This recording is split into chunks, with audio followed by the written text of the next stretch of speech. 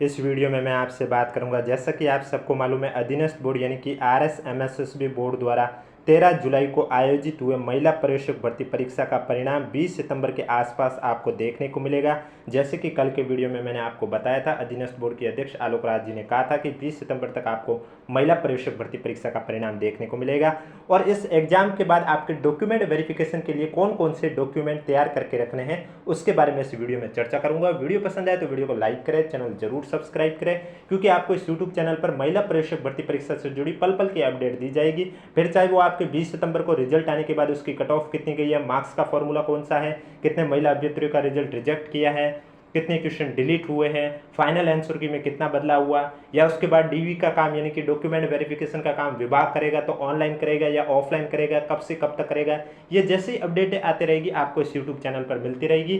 क्योंकि बहुत महिला अभ्यर्थी है जिन्हें महिला पर्यवेक्षक भर्ती परीक्षा से जुड़ी समय पर अपडेट नहीं मिल पाती है, तो उन सभी महिला अभ्यर्थियों से यही कहना चाहूंगा कि आप हमारे चैनल से जुड़े रहिए, चैनल सब्सक्राइब कीजिए, नोटिफिकेशन ऑन रखिए, ताकि महिला पर्यवेक्षक भर्ती परीक्षा से जुड़ी छोटी से छोटी या बड़ी से बड़ी कोई भी अपडेट होगी सबसे पहले आपको इसी यूट्यूब चैनल पर देखने को मिलेगी। तो चलिए वीडियो स्टार्ट करते हैं। वीडियो स्टार्ट करने से पहले एक बार वीडियो को लाइक कर लीजिए, चैनल सब्सक्राइब कर लीजिए, और इसके अलावा आपने अगर हमारा टेलीग्राम ग्रुप ज्वाइन नहीं किया है तो लिंक नीचे डिस्क्रिप्शन में दिया हुआ, आप जाके ज्वाइन कर सकते हो।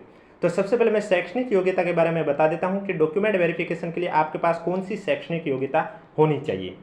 तो आपके पास ग्रेजुएशन की होनी चाहिए किसी भी यूनिवर्सिटी से, फिर चाहे वो आप BSc करो, BA करो, MSc करो या फिर BTech करो, कोई भी करो, आपके पास ग्रेजुएशन की डिग्री होनी चाहिए। MSc आपके पोस्ट ग्रेजुएशन हो गई, मैं ग्रेजुएशन की बात कर रहा हूँ। इसके अलावा आपके पास कंप्यूटर का कोई भी सर्टिफिकेट होना चाहिए, फिर चाहे वो जो आपको यहाँ ऑप्शन दे रखा है उनमें से कोई भी हो चलेगा, लेकिन राजस्थान में जो नॉर्मली ये तो सभी के पास होता है RSCIT, अगर वो भी है तो भी आपका काम चल जाएगा। डॉक्यूमेंट वेरिफिकेशन के लिए RSCIT का कोर्स भी होना कंपलसरी है, अगर वो नहीं है तो फिर आपके पास जो ऊपर दे रखे और के अकॉर्डिंग उसमें से कोई भी एक आपके पास डॉक्यूमेंट होना चाहिए। इसके अलावा देवनागरी लिपि में लिखी हिंदी में कार्य करने का ज्ञान, और राजस्थान की, ये तो आपके राजस्थान वालों के पास सभी के पास है, हिंदी में कार्य करने का ज्ञान है ही, और राजस्थान की संस्कृति का भी ज्ञान सभी को है। अब मैं बात करूंगा कौन कौन से डॉक्यूमेंट है जो कि आपको डॉक्यूमेंट वेरिफिकेशन के लिए तैयार करना है, उसके बारे में 1 to point 1 से लेकर पूरे आपके लगभग 12-13 पॉइंट है, सभी की चर्चा करूंगा, इसलिए वीडियो को बिना स्किप किए कंप्लीट देखें। वीडियो पसंद आए तो वीडियो को लाइक करें, चैनल जरूर सब्सक्राइब करें, क्योंकि महिला पर्यवेक्षक भर्ती परीक्षा से जुड़ी पल पल की अपडेट आपको इस यूट्यूब चैनल पर देखने को मिलेगी। पॉइंट नंबर 1, आवेदक द्वारा ऑनलाइन आवेदन में भरी गई शैक्षणिक योग्यता को ही अंतिम रूप से मान्य किया जाएगा। यानी कि जब आपने ऑनलाइन एप्लीकेशन फॉर्म किया था उसमें जो आपने शैक्षणिक योग्यता रखी थी वही आपकी मान्य होगी। अब आप कोई दूसरी शैक्षणिक योग्यता ला के डॉक्यूमेंट वेरिफिकेशन में दिखाओगे तो वो आपकी मान्य नहीं होगी। मान्य सिर्फ वही होगी जो कि आपने फिल की थी एप्लीकेशन फॉर्म के समय, जो शैक्षणिक योग्यता। ऑनलाइन आवेदन में दर्ज योग्यता के अतिरिक्त अन्य संस्था या विश्वविद्यालय से प्रेरित डिग्री या डिप्लोमा का स्वीकार मान्य नहीं किया जाएगा, अतः आवेदक सावधानीपूर्वक अपनी शैक्षणिक योग्यता ऑनलाइन आवेदन में भरे। ये जब आपका एप्लीकेशन फॉर्म आया था उस टाइम का नोटिफिकेशन है, इसलिए यहाँ पर ऐसा लिखा हुआ कि शैक्षणिक योग्यता ऑनलाइन आवेदन में भरे, यानी कि आपने तो भर ही ली होगी। तो यही कहना चाहूँगा, जो शैक्षणिक योग्यता आपने ऑनलाइन आवेदन में भरी है वही आपको वहाँ दिखानी होगी, इसके अलावा कोई एक्स्ट्रा दिखाओगे तो वो आपकी एक्सेप्ट नहीं की जाएगी। नेक्स्ट पॉइंट पर लिखा हुआ है, अभ्यर्थी को वर्ग विशेष हेतु आरक्षित पदों का लाभ तभी देय होगा जब उनके मूल दस्तावेजों की जांच उपरांत अभ्यर्थी नियमानुसार नियुक्ति हेतु पात्र हैं। यानी कि आपके जो आरक्षित पद हैं, जैसे कि जिसका भी जो भी कैटेगरी है, उन्हें उस कैटेगरी का लाभ तभी होगा जब मूल दस्तावेजों की जांच के समय अभ्यर्थी नियम के अनुसार नियुक्ति हेतु पात्र हैं। नेक्स्ट पॉइंट है, आरक्षित पदों हेतु अभ्यर्थियों को राजस्थान राज्य में सक्षम अधिकारी द्वारा जारी मूल निवास प्रमाण पत्र और जाति प्रमाण पत्र प्रस्तुत करने अनिवार्य होंगे। यानी कि आप OBC से हो, SC से हो, ST से हो, राजस्थान से हो, ये सभी आपको प्रूफ देने के लिए आपको मूल दस्तावेज की जब जांच की जाएगी तब आपको वहाँ पर मूल निवास प्रमाण पत्र और जाति प्रमाण पत्र दोनों दिखाना कंपलसरी होगा, यानी कि ये दोनों आपको तैयार करने हैं। नेक्स्ट पॉइंट पर लिखा हुआ है कि कार्मिक विभाग की अधिसूचना दिनांक 20/1/2022 के अनुसार आवेदक को वर्ग विशेष का लाभ तभी दे होगा जबकि आवेदक का उक्त प्रमाण पत्र इस भर्ती के लिए आवेदन करने की अंतिम तिथि तक या इससे पूर्व का सक्षम प्राधिकारी द्वारा जारी किया गया हो। आगे इसके बारे में और भी पॉइंट लिखा हुआ है, उसके बारे में बताने से पहले मैं आपको बता देता हूं, यानी कि आप कौन सी भी कैटेगरी के हो उस कैटेगरी का लाभ आपको तभी मिलेगा जब आपका जो फॉर्म भरा हुआ है, जो फॉर्म बना हुआ है, जिस भी कैटेगरी का हो, चाहे वो ओबीसी का हो, एससी का हो, एसटी का, उसकी जो तिथि है वो आवेदन की जो अंतिम तिथि है, फॉर्म की जो अंतिम तिथि थी उससे पहले की होनी चाहिए। और अगर आपका 1 साल का पुराना ज़्यादा है तो इसमें आप शपथ पत्र के माध्यम से भी दे सकते हो, लेकिन शपथ पत्र के माध्यम से सिर्फ 3 साल तक की वैध माना जाएगा। ये भी आगे लिखा हुआ है, उसके बारे में भी चर्चा करूंगा। आगे लिखा हुआ, अभ्यर्थी को उनके वर्ग में आरक्षण का लाभ प्रमाण पत्र जारी होने की दिनांक से देय होता है और अभ्यर्थी के पास सक्षम प्राधिकार द्वारा जारी प्रमाण पत्र आवेदन भरने की अंतिम तिथि से पूर्व का होना आवश्यक है। अतः भर्ती हेतु अभ्यर्थी की श्रेणी के संबंध में उसकी पात्रता का मूल्यांकन आवेदन की अंतिम तिथि तक जारी प्रमाण पत्र के आधार पर ही किया जाएगा। इसमें संशोधन के माध्यम से आगे और भी लिखा हुआ आप देख सकते हैं कि यदि किसी कारणों से अभ्यर्थी द्वारा आवेदन की अंतिम तिथि तक जारी प्रमाण पत्र प्रस्तुत नहीं किया जाता है तथा अंतिम तिथि के बाद जारी किया हुआ प्रमाण पत्र प्रस्तुत किया जाता है तो ऐसे अभ्यर्थी से इस राशि का एक शपथ पत्र लिखा हुआ जाएगा। अगर किसी कारणवश कि आप ऐसा जानते हो कि हम ओबीसी कैटेगरी से, लेकिन आपका प्रमाण पत्र आप फर्स्ट टाइम अगर बना रहे हो तो आपका टाइम पे नहीं बना है और अंतिम तिथि के बाद में बना है, तो इसके लिए आपको एक शपथ पत्र बनाना होगा जिसमें ये प्रूफ होना चाहिए कि आप जो ओबीसी से बिलोंग करते हो या एससी से करते हो या एसटी से करते हो, ये आप आवेदन के समय भी उस कैटेगरी से था। इसको लेकर आपको एक शपथ पत्र बनवाना होगा कि वो आवेदन की अंतिम तिथि को संबंधित वर्ग की पात्रता रखता था तथा यह सूचना गलत पाए जाने पर उसकी नियुक्ति निरस्त की जा सकेगी। अगर ऐसा शपथ पत्र आपने फर्जी बनाया है और पता चला कि ये गलत शपथ पत्र आपने बना दिया तो आपकी जो नियुक्ति है वो निरस्त की जा सकती है।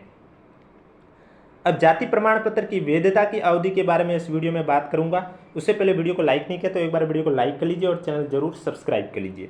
यहाँ लिखा हुआ कि अनुसूचित जाति और जनजाति के लिए जारी किए गए जाति प्रमाण पत्रों की अवधि जीवन पर्यंत होगी। यानी कि अनुसूचित जाति और जनजाति के लिए जो जारी किए गए जाति प्रमाण पत्र है उनकी अवधि है वो जीवन पर्यंत रहेगी, जबकि ओबीसी के लिए संबंधित प्रमाण पत्र एक बार ही जारी किया जाएगा, परंतु क्रीमी लेयर में नहीं होने संबंधित तथ्य को 3 वर्ष की अवधि समस्त शपथ पत्र के आधार पर मान्यता दी जाएगी। अगर आप नॉन क्रीमी लेयर से हो और ओबीसी का अगर आपका बना हुआ है 1 साल पुराना हो चुका है तो आप शपथ पत्र के माध्यम से भी दे सकते हो, लेकिन ये मैक्सिमम सिर्फ 3 वर्ष के अंदर अंदर का बना हुआ आप शपथ पत्र दे सकते हो, उसके बाद आपको वापस बनाना होगा। क्रीमी लेयर में नहीं होने संबंधी प्रमाण पत्र 1 वर्ष के लिए मान्य होगा। एक बार क्रीमी लेयर में नहीं होने का प्रमाण पत्र जारी उपरांत होने के बाद अगर प्रार्थी आगामी वर्ष में भी क्रीमी लेयर में नहीं है तो ऐसी स्थिति में उससे सत्यापित शपथ पत्र लेकर पूर्व में जारी प्रमाण पत्र को भी मान लिया जाएगा। ऐसा अधिकतम 3 वर्ष तक किया जा सकता है, जैसा कि मैंने अभी आपको बताया था। नेक्स्ट पॉइंट पर लिखा हुआ है कि सामाजिक न्याय और अधिकारिता विभाग के परिपत्र दिनांक 21/6/2019 के अनुसार अति पिछड़ा वर्ग में वर्णित जातियों को अन्य पिछड़ा वर्ग की जाति प्रमाण पत्र के आधार पर ही अति पिछड़ा वर्ग का लाभ देय होगा। नेक्स्ट पॉइंट, अन्य पिछड़ा वर्ग या अति पिछड़ा वर्ग का नवीनतम प्रमाण पत्र जो पिता के नाम, आवास, आय के आधार पर सक्षम अधिकारी द्वारा जारी किया हुआ प्रस्तुत करने पर उस वर्ग का लाभ देय होगा। पति के नाम, निवास और आय के आधार पर जारी प्रमाण पत्र मान्य नहीं होगा। यानी कि आप अन्य पिछड़ा वर्ग या फिर अति पिछड़ा वर्ग का जो प्रमाण पत्र बनाते हो उस पर आपके पिता का नाम, निवास और आय के आधार पर ही आपका सत्यापित किया जाएगा, वर्ग का उस कैटेगरी का आपको लाभ मिलेगा। अगर आपने उसके ऊपर अपने पति का नाम का बनाया है या उनके निवास या उनकी आय के आधार पर बनाया तो वो प्रमाण पत्र आपका मान्य नहीं होगा। ये आपको ध्यान रखना होगा। नेक्स्ट पॉइंट पर है अनुसूचित जाति, अनुसूचित जनजाति, शहर या आदिम जाति का प्रमाण पत्र नियम के अनुसार सक्षम प्राधिकारी द्वारा निर्धारित प्रपत्र में जारी किया होना चाहिए। अनुसूचित जाति, जनजाति, शहर या आदिम जाति की विवाहित महिला आवेदकों को इन वर्गों के लिए आरक्षित पदों का लाभ प्राप्त करने हेतु अपने पिता के नाम, निवास के आधार पर सक्षम अधिकारी द्वारा नियमानुसार जारी प्रमाण पत्र प्रस्तुत करने पर उस वर्ग का लाभ देय होगा। पति के नाम पर, निवास के आधार पर जारी प्रमाण पत्र मान्य नहीं होगा। जैसा कि मैंने अभी ऊपर वाली जो कैटेगरी अन्य पिछड़ा वर्ग और अति पिछड़ा वर्ग के लिए बताई थी, ठीक वही आपके अनुसूचित जाति और अनुसूचित जनजाति के लिए भी है कि आपका जो प्रमाण पत्र बना वो आपके पिता के नाम के ऊपर उसके निवास के आधार और उनकी आय के आधार पर ही वैलिड माना जाएगा। नेक्स्ट पॉइंट, आर्थिक रूप से कमजोर वर्ग के अभ्यर्थियों को जारी किए जाने वाले इनकम सर्टिफिकेट की वैधता के संबंध में सामाजिक न्याय अधिकारिता विभाग के परिपत्र क्रमांक 6/5/2022 के द्वारा यह निर्दिष्ट किया जाता है कि राज्य के लिए जारी इनकम सर्टिफिकेट 1 वर्ष के लिए मान्य होगा। एक बार उक्त इनकम सर्टिफिकेट जारी होने के उपरांत अगर प्रार्थी आगामी वर्ष में भी आर्थिक कमजोर वर्ग के लिए निर्धारित मापदंड के अनुसार पात्र है तो ऐसी स्थिति में प्रार्थी से सत्यापित संलग्न शपथ पत्र के आधार पर पूर्व में जारी इनकम को ही मान लिया जाएगा, ऐसा अधिकतम 3 वर्ष की। यानी कि इनकम सर्टिफिकेट जो है वो अगर आपने बना दिया है, पहले से बना हुआ और उसकी जो वैधता है 1 वर्ष से ज़्यादा हो चुकी है और आज भी उस इनकम सर्टिफिकेट को मतलब कि आप भी आज उस आर्थिक कमजोर वर्ग में शामिल हो तो आपका जो शपथ पत्र के माध्यम से वो काम चल जाएगा। जो पहले का आपका 1 साल पहले का जो इनकम सर्टिफिकेट बना हुआ है उससे काम चल जाएगा, लेकिन सिर्फ ऐसा अधिकतम सिर्फ 3 वर्ष के लिए किया जा सकता है।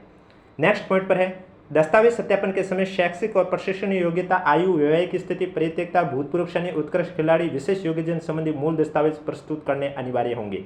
यानी कि ये सभी दस्तावेज आपको दस्तावेज सत्यापन के लिए प्रस्तुत करने अनिवार्य होंगे। यानी कि शैक्षिक योग्यता, आयु, वैवाहिक स्थिति, परित्यक्ता हो, भूतपूर्व सैनिक हो, उत्कृष्ट खिलाड़ी हो, विशेष योग्यजन संबंधी जितने भी मूल दस्तावेज है वो सभी।